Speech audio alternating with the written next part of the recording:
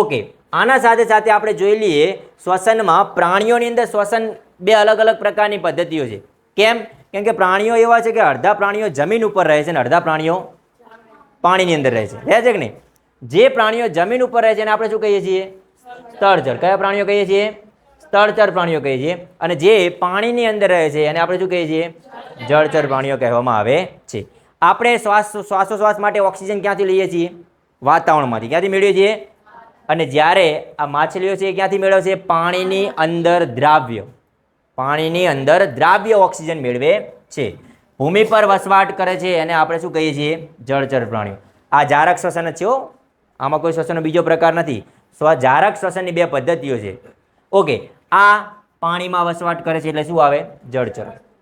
અહીંયા શું થાય છે કે વાતાવરણમાંથી ઓક્સિજન મેળવે છે. જે સ્થળચરવાળા હોય છે આપણે એ ઓક્સિજન ક્યાંથી મેળવીએ છીએ? વાતાવરણમાં. અત્યારે હાલ વાતાવરણમાં જે ઓક્સિજન છે એ. જ્યારે જળચરવાળા ક્યાં મેળવે? કે પાણીમાં દ્રાવ્ય ઓક્સિજનનો ઉપયોગ કરે. બંને જારક શ્વસન જ કરે છે, ઓક્સિજન જ લે છે, પણ તે પાણીમાં દ્રાવ્ય હોય છે. આપણને વાતાવરણમાં જે ઓક્સિજન મળે છે એનું પ્રમાણ શું હોય છે? કેમ કે આપણને વધારે પ્રમાણમાં ઓક્સિજન બહાર વાતાવરણમાં મળે છે. આમને તો પાણીમાં મિક્સ થયેલો છે એ જ ઓક્સિજનનો ઉપયોગ કરવાનો છે, એટલે એનું પ્રમાણ કેવું હોય? ઓછું. તો ઓક્સિજનનું પ્રમાણ કેવું છે? ઓછું. શ્વસન માટે આપણે ફેફસાનો ઉપયોગ કરીએ છીએ. શેનો ઉપયોગ કરીએ છીએ? જ્યારે આમના માટે શ્વસન માટે કઈ સિસ્ટમ બનાવી છે કુદરતે? ઝાલરની. એમના શરીરની અંદર ઝાલરની રચનાઓ હોય છે. તમે કદાચ જોયું હોય તો માછલીઓને સાઈડમાં આવીને છેદો હોય છે, આમ ચીરાઓ હોય છે. એ શું કામ કરે છે? ઝાલર જેવી રચના છે કે જે પાણીમાં દ્રાવ્ય ઓક્સિજનને બહાર કાઢીને પોતાના શરીરમાં લઈ લે. પાણીની અંદર ઓગળેલો ઓક્સિજન હોય કે નહીં, દ્રાવ્ય થયેલો હોય કે નહીં, એ ઓક્સિજન પોતાના શરીરની અંદર દાખલ કરે. પાણીમાંથી ઓક્સિજન કાઢી શકે એવી સિસ્ટમ, એટલે ઝાલર. સમજ્યા? પાણીની અંદરથી દ્રાવ્ય ઓક્સિજનને બહાર કાઢીને શ્વાસ નળીમાં જવા દે. કેવી જબરજસ્ત સિસ્ટમ ના કહેવાય? ઓકે, તો આપણે ફેફસાનો ઉપયોગ કરીએ છીએ. જ્યારે માછલીઓ શેનો ઉપયોગ કરે છે? ઝાલર. ઝાલર દ્વારા પાણીમાં દ્રાવ્ય ઓક્સિજનને પોતાના શરીરમાં દાખલ કરે. આપણો શ્વસન દર જે છે ને એ જળચર કરતાં કેવો છે? ઓછો. શ્વસન દર મતલબ શું? તમે જે શ્વાસોશ્વાસની ક્રિયા કરો કે નહીં એ આપણી ધીમી છે. આપણી કેવી છે? ધીમી છે. જ્યારે આ માછલીઓની કેવી હોય? ઝડપી છે. બરાબર? યાદ રાખજો, આપણો શ્વસન દર ધીમો છે અને માછલીઓ અથવા જળચર છે એમનો શ્વસન દર કેવો હોય? વધારે. એ ઝડપી હોય. ઝડપી શ્વાસ લે મૂકે, શ્વાસ લે છે, ઉશ્વાસ કરે છે. ખબર પડી કે નહીં તમને? આપણો દર ઓછો અને એમનો ઝડપી છે.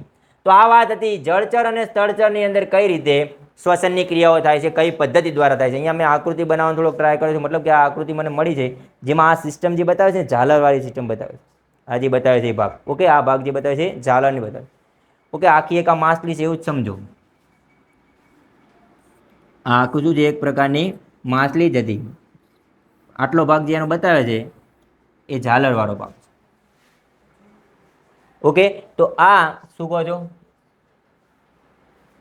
દેખાતું નથી?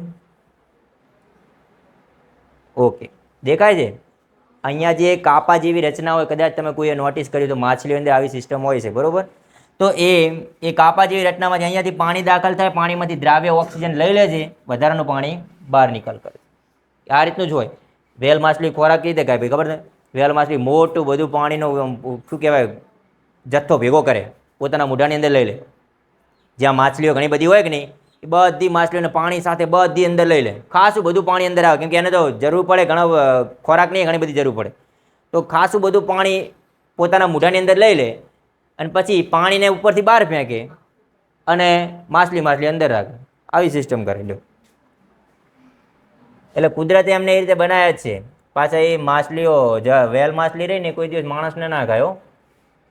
એમનો માણસનો સ્વાદ એમને નહીં મજા આવતી, કેમ કે માણસની અંદર ઈર્ષા ને દ્વેષ ને આવા બધા પ્રકારનો બકવાસ સ્વાદ હોય છે. એ એમને મજા આવતી.